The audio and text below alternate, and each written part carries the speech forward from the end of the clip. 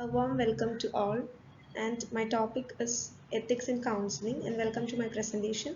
And the topics which I am dealing with is ethical practices and standards, professional guidelines, and principles of counseling. And my content includes introduction, ethics, and reason for ethical codes, and other reasons for existence of code of ethics, professional code of ethics, and various professional organizations and counseling, and ACA code of ethics, purpose of ACA code of ethics, ethical principles of counseling, ethical responsibilities of counseling, and references.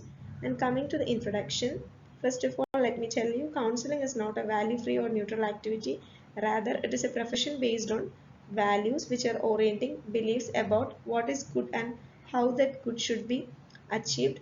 And on the basis of values, counselors and clients take directions in the counseling process and make decisions.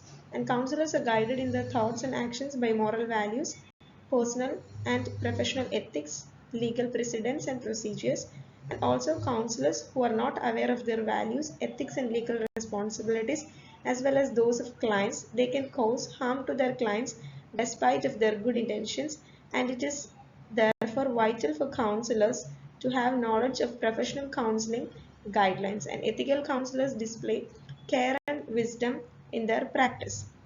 And talking about the word ethics, ethics came from Greek language meaning custom and is branch of axiology which attempts to understand the nature of morality to distinguish that which is right from that which is wrong. And the origin of ethics is related to the introduction of moral behavior in the early societies. And the definition of ethics by different authors are given here. According to Van Hoos, ethics is generally defined as the philosophical discipline that is concerned with human conduct and moral decision making. And ethics is making decisions of a moral nature about people and their interaction in the society, according to Kitchener, which was said in the year 1986. And the main ethical framework referred to in many discussions of therapy is based on the concepts of autonomy, fidelity, justice, beneficence, non-maleficence, and self-interest. And also, ethics are normative in nature and focus on principles and standards that governs relationship between individuals such as counselors and clients, which was set by Akinade in 2005. There are many reasons for existence of ethical codes which was set by different authors, and according to my point of view, ethical codes are designed to provide some guidelines for the professional behavior of members. And according to some authors, Van Hoos and Kotler in 19, which was said in 1985, they told about three reasons for the existence of code of ethics, that is to protect the profession from government and to control internal disagreement and bickering, thus promoting stability within the profession, and protect practitioners from the public, especially in malpractice cases. If professionals behave according to ethics, the behavior is judged to be in compliance with the standards. And according to Allen in 1986, without a code of established ethics, a group of people with similar interests cannot be considered a professional organization, and a profession's commitment to appropriate ethical and legal standards is critical to the profession's earning, maintaining, and deserving the public trust, which was said by Gibson and Michel. And there are also other reasons for existence of code of ethics, and the code of ethics also provides protection for true counselors from incompetent counselors, and the quality of services provided by the counselors and quality of training provided to counselors is also a major reason for the introduction of ethical standards in professional counseling. There are also many other reasons for the existence of code of ethics, and some of the reasons are to ensure competent professional behavior, to ensure responsibility to public trust, and also professionals monitor their own and other members professional behavior, and controversies over the development of code of ethics, ethical dilemmas, character and virtue, ACA code of ethics, and aspirations and guidelines and standards of counseling. Next, we are going to discuss about the professional code of ethics, And a professional code of ethics is a set of standards of conduct based upon agreed set of values by professionals in a given occupation, such as counseling or psychology, and counselors respect the essential humanity, worth and dignity of all people, and this is reflected in their work.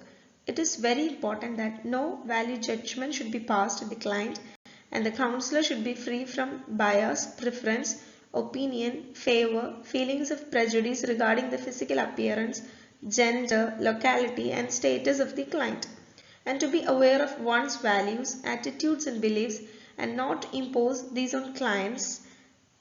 Secondly, establish the helping relationship in order to maintain the integrity and empowerment of the client without offering advice, and to assist the client in taking the decision without advice is the most important goal of counseling. And counselor own opinion and suggestions have to be restrained, and the client has to be capacitated to take the decision for himself, and they make clear to the clients the terms on which counseling is being offered and establish clear agreements about the counseling process. And according to the American Psychological Association in 1990, which was stated that the commitment is to ongoing personal and professional development that is working for larger and more inclusive goals than short-term individual goals. The major professional organizations practicing counseling and psychotherapy are: first one, American Psychological Association, shortly called as APA; second one, British Association for Counseling, and American Counseling Association. Each one has a specific set of code of ethics. Next, we are going to discuss in detail on the ACA Code of Ethics, that is American Counseling Association's Code of Ethics. And the American Counseling Association is a non-profit professional and educational organization dedicated to the growth and enhancement of the counseling profession. It had been founded in 1952 and is the world's largest association representing professional counselors in various practice settings. And the ACA Code of Ethics had been initiated by Donald Super and approved by the year of 1961. ACA is instrumental in setting professional and ethical standards for counseling profession, and the association also possesses accreditation, license and national certification. In ACA Code of Ethics, there are 5 main purposes and 8 major standards. Each section of the ACA Code of Ethics begins with an introduction, and the introductions to each section discuss what counselors should aspire to with regard to ethical behavior and responsibility. And the introduction helps set the tone for that particular section and provides a starting point that invites reflection on ethical mandates contained in each part of the ACA Code of Ethics. When counselors are faced with ethical dilemmas that are difficult to resolve, they are expected to engage in carefully considered ethical decision-making process. Next, talking about the purpose of ACA Code of Ethics, there are 5 major purposes for ACA Code of Ethics. And the first one, the code enables the association to clarify to current and future members and to those served by members the nature of the ethical responsibilities held in common by its members. And the second purpose is that the code helps support the mission of the association. Next one, the code establishes principles that define ethical behavior and best practices of association members. And fourth one, the code serves as an ethical guide designed to assist members in constructing a professional course of action that best saves those utilizing counseling services and best promotes the values of the counseling profession. And the fifth major purpose for ACA Code of Ethics is that the code serves as the basis for processing of ethical complaints and inquiries initiated against the members of the association. The next one we are going to discuss in detail, which was mentioned earlier, that the ACA contains 8 main sections, and section A, first one, deals with the counseling relationship. relationship.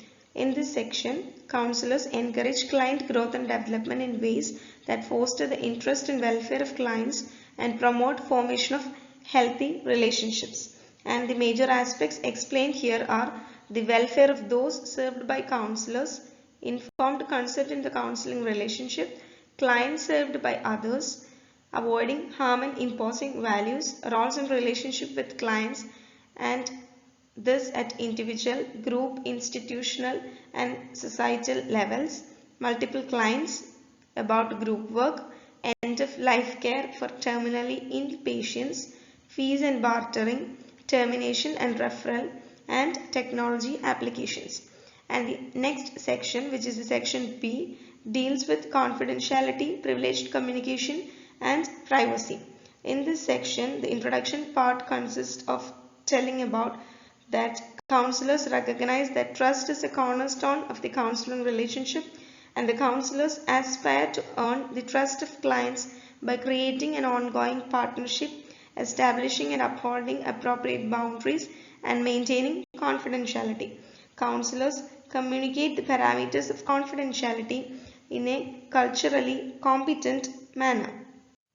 The major aspects dealt here is respecting client rights, exceptions, information shared with others, groups and families, clients lacking capacity to give informed consent about the records, research and training related and consultation.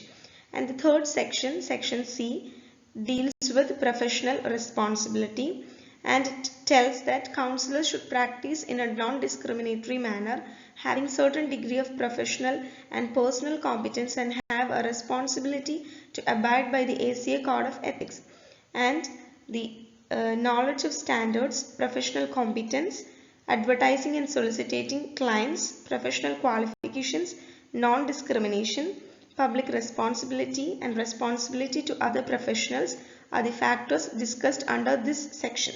And the fourth one, section D, deals with relationship with other professionals, and the professional counselors recognize that the quality of their interactions with colleagues can influence the quality of services provided to clients, and they work to become knowledgeable about colleagues within and outside the field of counseling. And there are only two factors dealt in detail here, that is the relationship with colleagues, employers, employees and consultation are the two factors. And the next section, section E, deals with evaluation, assessment and interpretation. Counselors use assessment instruments as one component of the counseling process, and taking into account the client personal and cultural context. And the major topics dealt are general assessment, which is useful for the client, competence to use and interpret assessment instruments, informed consent in assessment, release of data to qualifies professionals, diagnosis of mental disorders, instrument selection, conditions of assessment administration, multicultural issues of diversity in assessment, scoring and interpretation in assessment, assessment security, absolute assessments and outdated results, assessment construction, forensic evaluation, in evaluation for legal proceedings. The next section, section F, deals with supervision, training and teaching, and the major mentions in this section are counselor supervision and client welfare, competence in the same, supervisory relationship and responsibilities, counseling supervision, evaluation, remediation and endorsement, responsibilities of counselor educators, student welfare and responsibilities, evaluation and remediation of students, roles and relationship between counselor, educators and students, and multicultural competence in counselor education and training programs. The next section, section G, deals with research and publication, and the topics dealt here are research responsibilities, rights of research participants, reporting results and publication. Next section and the last section, section H, deals with resolving ethical issues. The important topics dealt here are standard and the law, suspected violations, and cooperation with ethics committees. And in each of the section there had been modifications done by the year of 2005.